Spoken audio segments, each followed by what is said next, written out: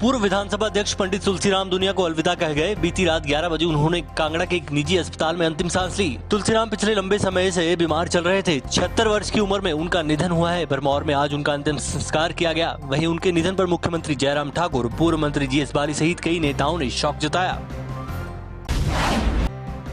Duty के दौरान दिल का दौरा पड़ने से कांगड़ा ज्वाली के जवान की मौत हो गई। जवान सोहन सिंह का पार्थिव शरीर पैतृक स्थान लुधियाड़ में पहुंचा। उसके बाद अंतिम संस्कार किया गया। सैकड़ों लोगों ने नम आंखों के साथ शहीद को विदाई दी। सैनिक सम्मान के साथ जवान का अंतिम संस्कार किया गया। शहीद सोहन सिंह 38 साल के थे और जम्मू के पूंछ में तैनात थे। वे अपने पीछे पत्नी, माता पिता और 2 बच्चों को छोड़ गए हैं।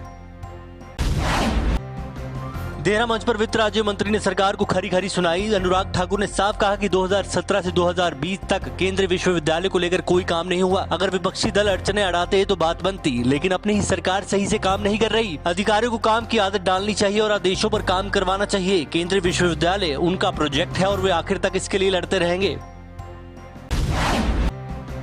जसवां परागपुर पहुंचे मुख्यमंत्री ने विपक्ष पर हमला बोला। मुख्यमंत्री ने कहा कि विपक्ष आज तक सरकार के सामने किसी भी मुद्दे को लेकर खड़ा नहीं हो पाया है। सरकार ने अपने 3 साल के कार्यकाल में ईमानदारी से काम किया है। अपने वजूद को बचाने के लिए कांग्रेस छोटे छोटे मुद्दे बनाती है, लेकिन उसमें भी वे कायम नहीं हुई। विपक्ष के लोग बोलते हैं कि मैं बहुत शरीफ हूँ और सीधा हूँ। हाँ, मैं हूँ, क्योंकि ये मेरे संस्कार हैं। मैं शालीनता से प्रदेश की जनता की सेवा कर रहा हूँ।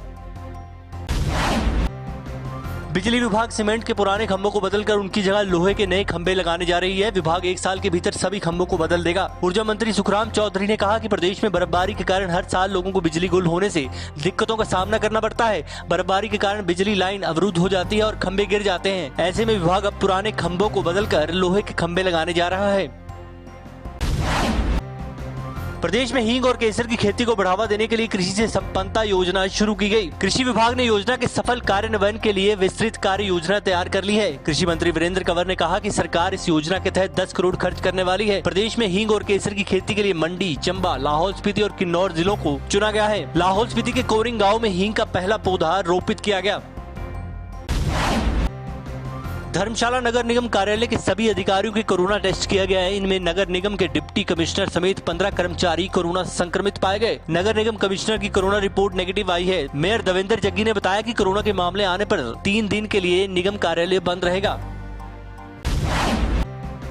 चंबा में एक कार अनियंत्रित होकर खाई में जा गिरी। हादसे में मां और बेटी की मौके पर मौत हो गई, जबकि 3 और लोग घायल हैं। घायलों का इलाज के लिए अस्पताल में भर्ती करवाया गया है। पुलिस ने शवों को कब्जे में लेकर आगामी कार्रवाई शुरू कर दी है। हादसा चंबा के रजेरा गागला मार्ग पर हुआ है। इनमें चालक को छोड़कर सभी सवारियां एक ही परिवार से संबंधित हैं।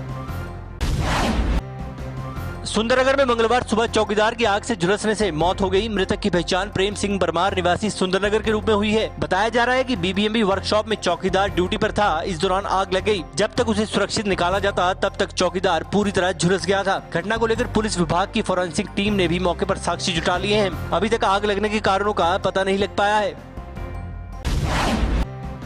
प्रदेश में कोरोना से मौत का आंकड़ा लगातार बढ़ रहा है। मंगलवार शाम तक प्रदेश में कोरोना से 10 मौतें हुई, जिसके बाद आंकड़ा 453 पहुंच गया। शाम तक प्रदेश में कोरोना के 73 नए मामले सामने आए हैं, जबकि 450 के करीब लोगों ने कोरोना को मात दी। कुल मामले 30,000 से ऊपर हो गए हैं, जिनमें 6,388 मामले अभी भी एक्टिव हैं।